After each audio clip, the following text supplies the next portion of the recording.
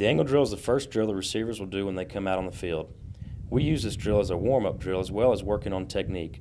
We take 5 cones and place them 5 yards apart at angles. The receivers will start at one end in a good stance. We will start at half speed with good running form. As the receiver gets to the first cone, he will stick his right toe in the ground and work his way to the next cone where he will stick his left toe in the ground. The receiver will continue alternating sticking his route at each cone. The receiver is working on good running form, keeping his shoulders over his toes, sticking his route, and pumping his arms all the way through his sticks. We want the receivers to keep their bodies in a straight line, not allowing them to lean one way or another. We also want them to run all the way to the cone before sticking their toe in the ground. We do not want them reaching for the cone, which will cause them to widen their base. Widening their base will cause them to slow up while running routes. We will go through this drill twice at half speed and then twice at 3/4 speed.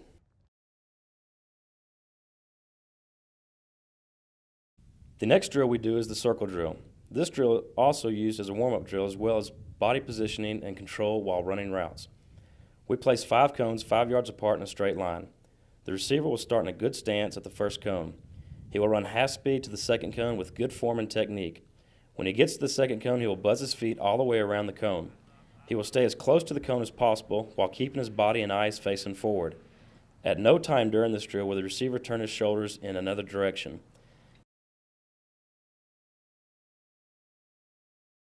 All right, the first drill that we do here, and we do this every day along with a couple other cone drills, is a little foot fire drill. And all we're trying to get the receivers to do is take as many steps between these cones as they can, pump the arms extremely fast. You know, when they get to the cone, they want to stick their toe in the ground and act like they're releasing to the other side. When we foot fire, we watch for the DB to make a false step. When he does, the receiver has an opening and will release in the opposite direction. This drill is used to make the receiver's foot fire look like he is exploding off the line of scrimmage, therefore causing the DB to make a false step. The receiver's eyes should be up so he can see what the DB is doing. We do this drill twice at full speed. Slow down. Release. Slow down. Slow down. Notice something.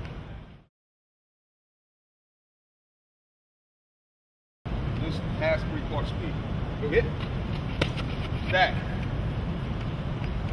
Go hit. Go hit. Just half 3/4 speed. Go hit. Stack. Go hit.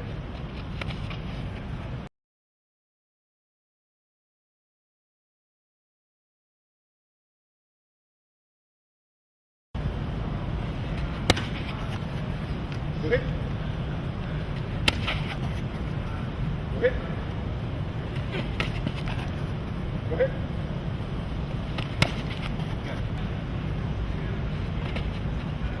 Same thing. You want to make sure our shoulders are down, keep our hand knives on the defender, see that arm being shot. Whoa, knock that hand down and release vertical. The other main release drill that we do here is what we call our release drill. And as the coach, what you do is you say go, and then you tell them to release, and they release on your command. So go, release, and then they release. It teaches them patience.